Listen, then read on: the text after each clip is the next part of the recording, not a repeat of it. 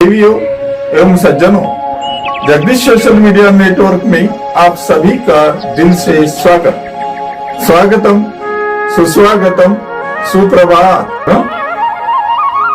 प्रतिदिन के अनुसार प्रस्तुत करते हैं स्वामी वासुदेवानंद जी सरस्वती इनके अमृतमय वाणी द्वारा विष्णु सहस्त्र नाम ज्ञान यज्ञ प्रवचन। प्रथम नमन आपको। जय गुरुदेव। श्री विष्णु सहस्त्रनाम ज्ञान यज्ञ प्रवचन क्रमांक 203, श्लोक क्रमांक 33 और नाम क्रमांक 187।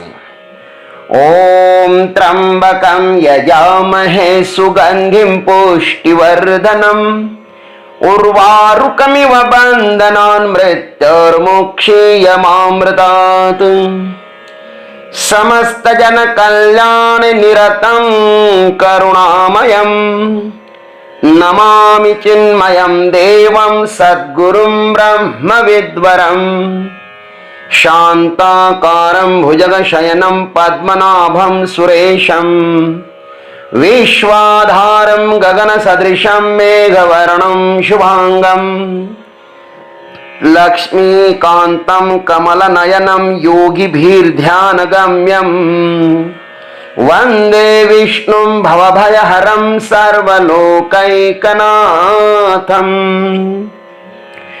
महेश्वासो महीभर्ता श्रीनिवासः सतांगतिः अनिरुद्धः सुरानन्दो गोविंद गोविदाम्पतिः। ओम गोविंदाय नमः। ओम तत्सत। भीष्म पितामह जी महाराज कल उन्होंने सुरानंद इस नाम पर विस्तृत चर्चा की। अब भगवान के गोविंद नाम की चर्चा करते हैं, क्योंकि सुरानंद को पाने का उपाय जो है ना वह गोविंद है। गोविंद का अर्थ होता है वेदवाणी द्वारा अपने को प्राप्त करा देने वाले। भाष्यकार जी ने गोविंद इस नाम के 3 अर्थ किए हैं। पहला अर्थ है नष्टाम वैधरणीम पूर्वम अविंदद्यत गुहागताम गोविंद इति तेनाहम देवै वाग्भी अभिष्टुतः इति मोक्ष धर्म वचनात् गोविंदः। मैंने पूर्व काल में नष्ट हुई पातालगत पृथ्वी को पाया था, भगवान कहते हैं। इसलिए देवताओं ने अपनी वाणी से गोविंद कहकर मेरी स्तुति की। इस मोक्ष धर्म के वचनानुसार भगवान गोविंद है, और इसका ही वर्णन हमारे संतों ने बहुत ढंग से किया है। तुकाराम महाराज लिखते हैं, हिरण्याक्ष दैत्यम मातलाज काली वरदाने बणि शंकराचाम इंद्रपद राज्य घेतले हिरोनी देवाच्या कृपाणी म्हणती धाव तै पांडुरंगा सुकर होनी तया दैत्यपती मारी येले तुका म्हणे राज्य ज्यांसी त्यासी दिले ऐसी तुमावली पांडुरंगा। एक दिन मनु और शत्रुपा ने ब्रह्मदेव को कहा कि आप हमें पिताजी आज्ञा दे दीजिए कि हम आपकी क्या सेवा करें। पुत्र की इस मधुर वाणी को सुनकर ब्रह्मदेव जी खुश हुए और उन्होंने कहा कि तुम अपनी भार्या से पुत्र उत्पन्न करो, पृथ्वी का पालन करो और यज्ञों के द्वारा यज्ञ भगवान को संतुष्ट करो, उनको तृप्त करो। तब मनु जी ने कहा, मैं सृष्टि का विस्तार तो कर सकता हूं पिताजी, लेकिन प्रजा को कहां पर रखूं? पृथ्वी को तो हिरण्याक्ष राक्षस समुद्र में ले गया है ना, पृथ्वी जल में डूबी हुई है। आज आप सर्वप्रथम उसका उद्धार करिए। मनुष्य सब प्राणियों में अधिक विचारवान है, अतः वह भविष्य की भी चिंता करता है। यह सुनकर ब्रह्मदेव जी को बहुत आनंद हुआ। ओ, मेरा मनु जो है ना, वो भविष्य की चिंता कर रहा है। कोई भी बालक यदि पिताजी आज्ञा दे और बालक उससे कई आगे बढ़कर के कहे कि पिताजी ऐसा करने से ऐसा होगा, वैसा करने से वैसा होगा, तो पिताजी को बहुत आनंद आता है और गुरु को तो उससे ज्यादा आनंद आता है। एक दिन ब्रह्मदेव पृथ्वी के उद्धार का विचार कर ही रहे थे कि उस समय उनकी नासिका से अंगूठे के जितना एक वाराह शिशु निकला। वराहतो को निरगाट अंगुष्ट परिमाण कहा, भागवत में लिखा है। सब देवताओं ने उस वाराह भगवान के ऊपर पुष्प वर्षा की। भगवान ने ब्रह्मा के नासिका से इसलिए अवतार लिया कि उसे पृथ्वी का उद्धार करना है। पृथ्वी का गुण है गंध, और गंध घ्राणेन्द्रिय का विषय है। घ्राणेन्द्रिय नाक में रहता है। नाक और पृथ्वी का बड़ा ही घनिष्ठ संबंध है। घ्राण के बिना गंध का अनुभव नहीं हो सकता और गंध पृथ्वी के बिना नहीं रह सकता। इसलिए भगवान ने ब्रह्मा की घ्राण से 12 अवतार धारण किया। सुअर पृथ्वी पर अत्यंत प्रेम करता है। सु सु करोति इति सुकरः, सु सु करता रहता है, इसलिए उसे सुकर कहते हैं। उसका मुंह सदैव पृथ्वी की ओर ही रहता है। पृथ्वी के गंदे से गंदे पदार्थों को भी वह ग्रहण कर उसे शुद्ध बनाता है। जिसका उद्धार करना है ना, उस पर प्रेम करना जरूरी है। प्रेम के बिना उद्धार हो ही नहीं सकता। और जहां पर प्रेम होता है वहीं पर गंदगी अथवा दोष दिखना भी बंद हो जाते हैं। प्रेमास्पद व्यक्ति में दोष नहीं दिखाई देते। जहां पर प्रेम हो, राग हो, वहां पर दोष नहीं दिखाई देते हैं, और जहां पर द्वेष हो वहां पर गुण नहीं दिखाई देते हैं। ये राग द्वेषी मनुष्य को संसार के साथ जोड़कर रखते हैं। ज्ञानेश्वरी में एक रूपक दिया है ज्ञानवा ने। दुराग्रहे हिरण्याक्षे माझी वसुंधरा सुदली काखे मग मोहार नवगवाक्षे रिघोनी ठेला तेत तुझे नि गोसावीपणे एक वेळ बुद्धीच्या ठाया येणे हे दुसरे वराह होने पडिले तुझा। ज्ञानवा लिखते है दुराग्रह ही हिरण्याक्ष है और यह बुद्धि ही पृथ्वी है। दुराग्रही मनुष्य की बुद्धि को पाताल में ले जाता है। दुराग्रह रूपी राक्षस के बंधन से बुद्धि रूपी गौ माने पृथ्वी को, विंद माने सद्विचार रूपी वारा ही मुक्त कर सकते हैं। इसलिए इन्हें गोविंद कहते हैं। अथवा दूसरा अर्थ करते हैं भाष्यकार, क्या कहते हैं?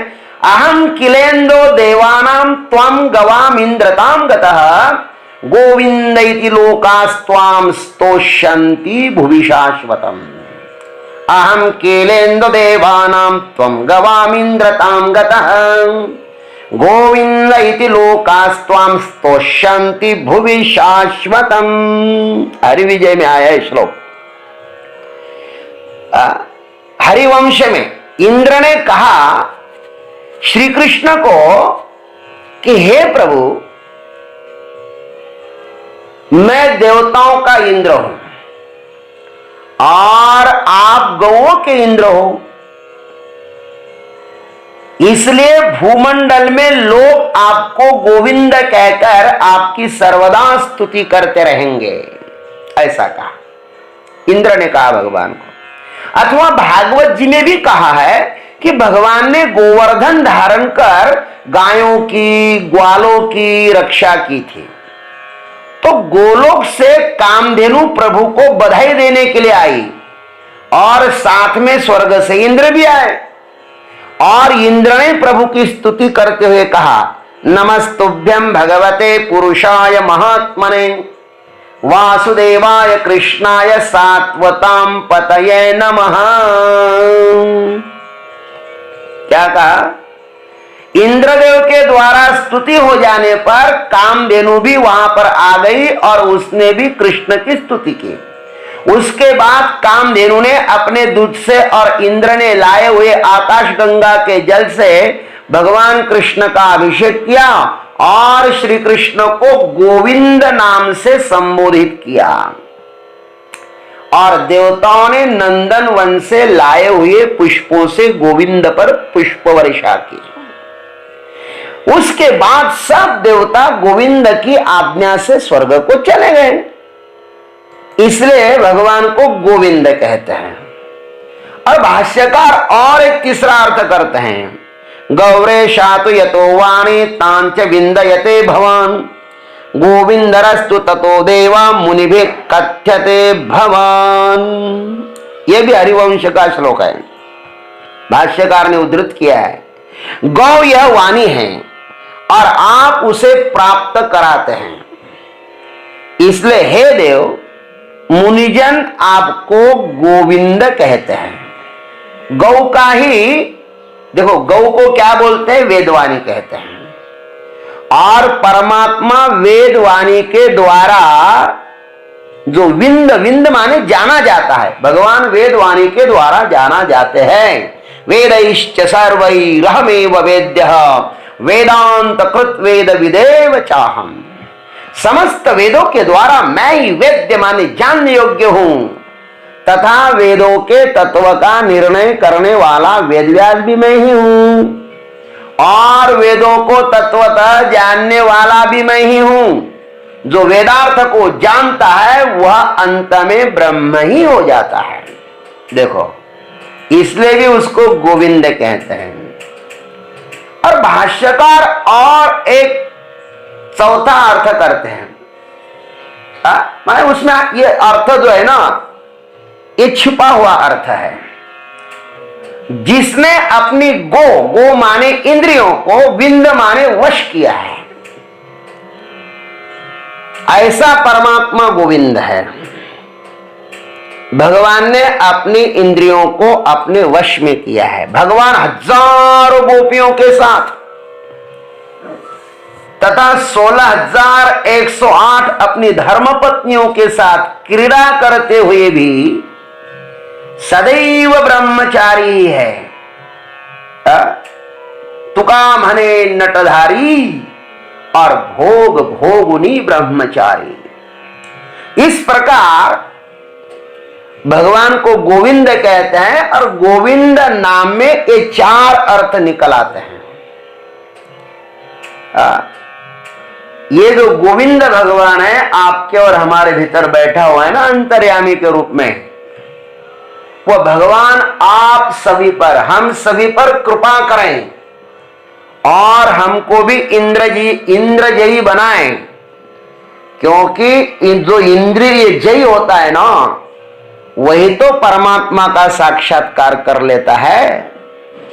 इसलिए हे गोविंद परमात्मा, आप अंतर्यामी के रूप में हमारे भीतर प्रकट हो जाइए और हमें आपका साक्षात्कार कराइए। यही हम आपसे प्रार्थना करते हैं। ओम तत्सत। देवियों एवं सज्जनों, अभी आप सुन रहे थे स्वामी वासुदेवानंद जी सरस्वती इनके अमृतमय वाणी द्वारा विष्णु सहस्त्र नाम ज्ञान यज्ञ प्रवचन का अगला भाग लेकर कल सुबह फिर उपस्थित होंगे। हरिओम।